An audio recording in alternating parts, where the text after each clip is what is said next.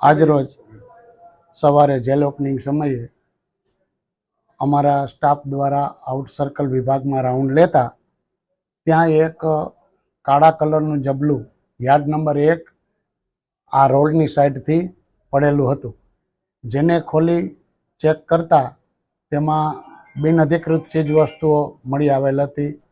4 નંગ માવા મસાલા તમાકુવાળા, એક બીડીની જુડી, એક ચૂનાની ટોટી અને એક લાવા કંપનીનો કાળા કલરનો કીપેડ મોબાઈલ મળી આવેલ હતો।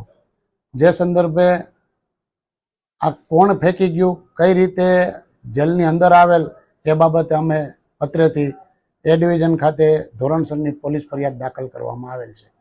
જે બાબતે જે કોઈ ધ્યાનમાં આવશે જે આપ સર્વેને જણાવવામાં આવશે।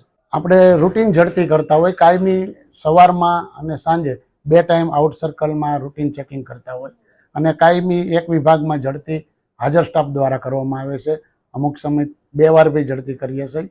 આ રીતના ઝડતીમાં વસ્તુઓ પકડાય તેને આપણે ધોરણસરની ફરિયાદ દાખલ કરવા આગળની કાર્યવાહી કરવામાં આવી રહી છે। ના, આ મોબાઈલમાં સિમ કાર્ડ હતું નહીં, એને ચેક કરીને જોયું હતું।